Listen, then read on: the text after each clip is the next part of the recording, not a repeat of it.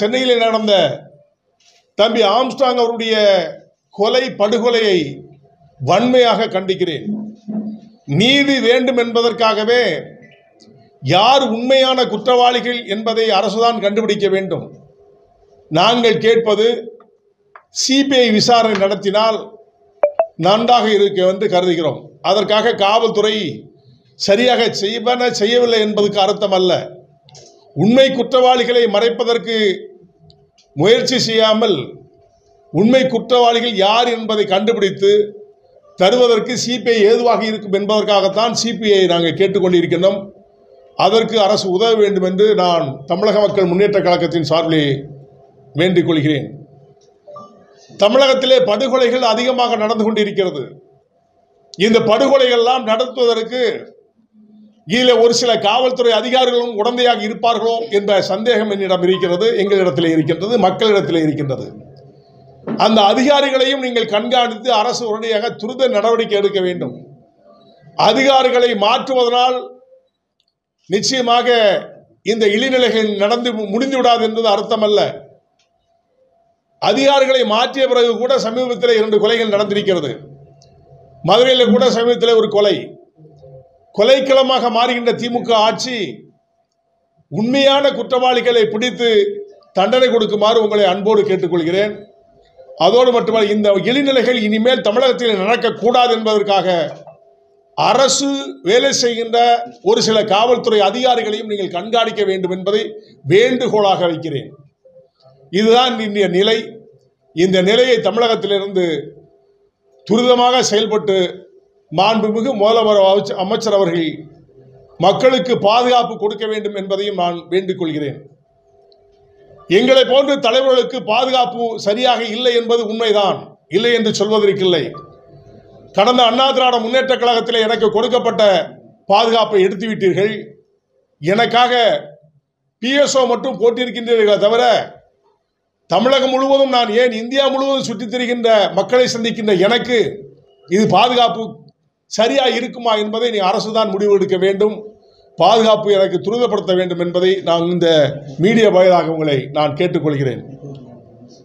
இதுபோன்று எல்லா தலைவர்களுக்கும், சகோதரர் திருமாவளவன், டாக்டர் கிருஷ்ணசாமி, இது போன்ற தலைவர்கள்லாம் அதிக பேர்கள் இருக்கும் பொழுது இவர்களுடைய எண்ணங்கள் எல்லாம் தலைவர்களை கொலை செய்துவிட்டால் பெயர் வாங்கிவிடலாம் என்ற எண்ணமும் தானே தவிர எதிரி என்ற எண்ணத்திலே இல்லை. இதுதான் உண்மை. இந்த நிலைதான் தமிழகத்திலே அதிகமாக இருக்கின்றது. பெயர் வாங்க வேண்டும், இவரை செய்துவிட்டோம் என்று பெயர் வாங்க வேண்டும் என்று ஒரு குறுகிய கண்ணோட்டத்தோடு ஒரு சிலர் இயங்கிக் கொண்டிருக்கின்றார்கள். அவர்களை கண்காணித்து தலைவர்களுக்கும் இந்த தமிழ்நாடு அரசு பாதுகாப்பு நல்கிட வேண்டும் என்பதை நான் இதன் வாயிலாக தெரிவித்துக் கொள்கிறேன். வேற எதுவும் கேட்கலாம். ஏற்கனவே த்ரெட்டிங் இருக்குது. ஏற்கனவே நான் ஃபைல் பண்ணி ஏற்கனவே டிஜிபி ஆஃபீஸுக்கு முன்னாலே அனுப்பிச்சிட்டு தான் இருக்கோம். அவங்களுக்கும் தெரியும், உளவுத்துறை பார்த்துட்டு இருக்காங்க, ஐஎஸ் பார்த்துட்டு இருக்காங்க இருக்குது. எனக்கு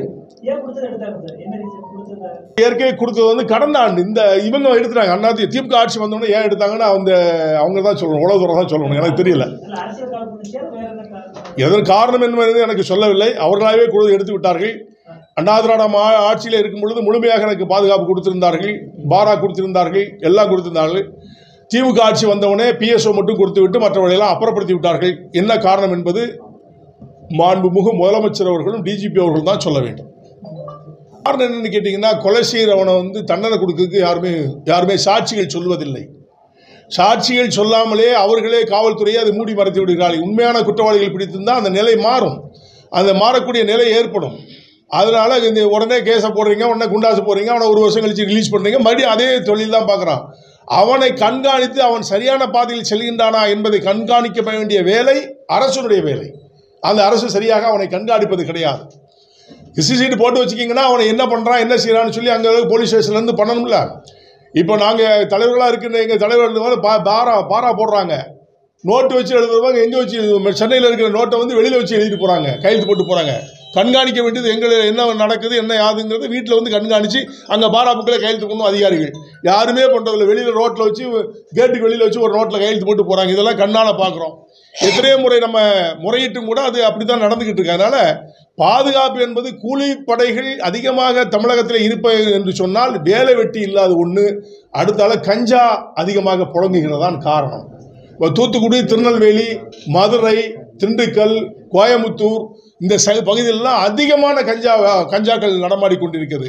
அது எப்படி வருது எப்படி போகுது என்பது எங்களுக்கு சொல்ல முடியலை. அது அதுக்கு அரசு தான் கண்டுபிடிக்கணும், அந்த காவல்துறை தான் கண்டுபிடிக்கணும்.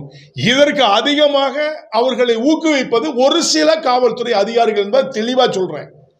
இதுதான் உண்மையான விஷயம். ஒருத்தர் கஞ்சா வைக்கிறான்னா போலீஸ் தெரியாது வைக்க முடியாது. அதில் இருக்கின்ற உளவுத்துறையில் இருக்கின்ற எஸ்ஐ போலீஸ்காரங்க இவங்கெல்லாம் என்ன செய்கிறாங்கன்னு தெரியலை. இதை கண்காணித்து துரிய நடவடிக்கை எடுத்தால் அந்த கூலிக்கு கொலை பண்ணுறது நிற்கும்னு நம்புகிறேன். கிருஷ்ணசாமி அப்புறம் வந்து இவர் கூட இல்லையே, சகோதரர் சீமான் கூட இல்லையே, யாருமே இல்லை. என்ன அடிப்படையில் இந்த குற்றச்சாட்டுன்னு சொல்ல முடியாது, பாதுகாப்பு கொடுங்கன்னு சொல்ல. ஏன்னா இப்போ ஆம்ஸ்ட்ராங் எந்த தவறும் பண்ணல, எதுக்கு கொலை பண்ணாங்கன்னு இன்னைய வரைக்கும் போலீஸாலே கண்டுபிடிக்க முடியல. முடிச்சுட்டு தான் இருக்காங்க. கொலை குற்றவாளிகள் சரண்டர் இருந்தாங்க. எங்க 7 மணிக்கு கொலையை பண்ணிட்டு 7:45 சரண்டர் ஆகுன்னு சொன்னா ப்ரீ பிளான்டு. ஒரு அட்வொகேட் தான் கொஞ்சம் சரண்டர் பண்ணாங்க. 1/2 மணி நேரத்தில் குற்றவாளி கொண்டு கைது பண்ணாம போலீஸ் சொல்லாமல் எப்படி கொலையாக இருக்கும்? ஆம்ஸ்ட்ராங்கை கொலை செய்யும் பொழுது போலீஸுக்கு சொல்லிட்டு தான் போயிருப்பாங்க. செஞ்சுட்டு நாங்கள் வந்து சரண்டர் ஆயிருன்னு சொல்லியிருப்பாங்க. சரண்டர் ஆயிருக்காங்க, இல்லைன்னு சொல்லாது. அவன் தான் உண்மையான குற்றவாளியானு போலீஸ் இன்னும் கன்ஃபார்மாக சொல்ல. செயின் மாதிரி போய்கிட்டே இருக்குது. இன்னும் திமுக காரங்க 2 பேரை போட்டிருக்காங்க, பிஜேபி காரங்க ஒருத்தரை போட்டிருக்காங்க, எல்லாம் போய்கிட்டே இருக்குது. அதனால் முழுமையாக அது முழுமையடைய முடியவில்லை. இந்த மாதிரி இருக்கும்போது தலைவர்களை எதற்காக கூலிப்படை கொலை செய்யுதுன்னு சொல்ல யாராலும் சொல்லுவாங்க. அதனால தான் பாதுகாப்பு கேட்குறோம், வேற ஒன்றும் இல்லை, பயத்தில் கிடையாது. பாதுகாப்பு என்பது அவர்களுடைய எங்களை பாதுகாத்துக் கொள்ளக்கூடிய நிலை அவர்கிட்ட இருக்குது. மக்களுடைய ரெப்ரஸன்டேட்டிவ் அவங்க கொடுத்தாகணும். அது அரசுடைய கடமை. அந்த கடமையை செய்ய சொல்றோம். நாங்கள் பயத்துலலாம் அவங்களுக்கு கேட்கல. உங்க பணியை நீங்க கரெக்டாக செய்யுங்க, அதுக்கு கொடுங்கன்னு கேட்கிறோம். தென்காசி பாராளுமன்ற தொகுதியை வளர்ச்சியடைய செய்ய வேண்டும் என்பதற்காகவே நான் தேசிய ஜனநாயக கூட்டணியிலே வேட்பாளராக நின்றேன். ஆனால் அந்த மக்களுக்கு கொடுத்து வைக்கவில்லையே என்ற வேதனை என் மனதிலே இருக்கிறது. இருந்தாலும் என்னை நம்பி அங்கு வாக்களித்த 2,08,000 பேர்கள் எனக்கு வாக்களித்தார்கள். அதற்காக மீண்டும் ஒருவரை நன்றி சொல்கிறேன். இதுபோன்று மாஞ்சோலை தோட்ட தொழிலாளர்கள் படும் துயரங்கள் சொல்லி மாளாது. மாஞ்சோலை தோட்ட தொழிலாளர்களுக்கு அரசே எடுத்து நடத்துவீர்கள் என்று சொன்னால் நன்றாக இருக்கும் என்று தமிழக மக்கள் முன்னேற்ற கழகம் கருதுகிறது.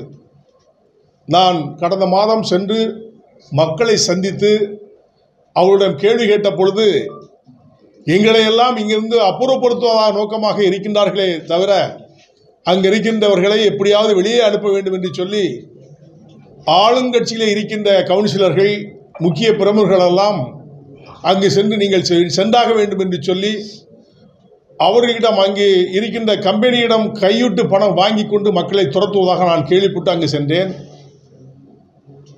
நாங்கள் அரசை கேட்பது டாண்டி எடுத்து நடத்த வேண்டும், அல்லது ஒரு குடும்பத்திற்கு 5 ஏக்கர் நிலம் கொடுக்க வேண்டும், கொடுத்து அவர்களை வாழ்வாதார பிரச்சனையை நீங்கள் உருவாக்க வேண்டும் என்பதை நாங்கள் தமிழக அரசை வேண்டுகிறோம்.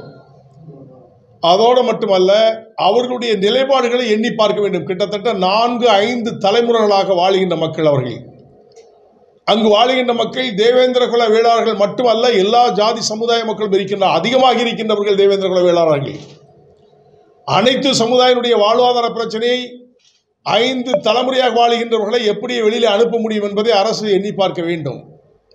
வழக்காடு மன்றத்திலே வழக்கு நடந்து கொண்டிருக்கிறது. நல்ல தீர்ப்பை எதிர்பார்த்து கொண்டிருக்கின்றோம். எங்களுடைய போராட்டம் மாஞ்சோலைக்காக தொடரும் என்பதையும் இந்த நேரத்திலே சொல்லிக்கிறோம். இதை தமிழக மக்கள் முன்னேற்ற கழக மாநில செயற்குழு இன்றைக்கு நிறைவேற்றி இருக்கிறது.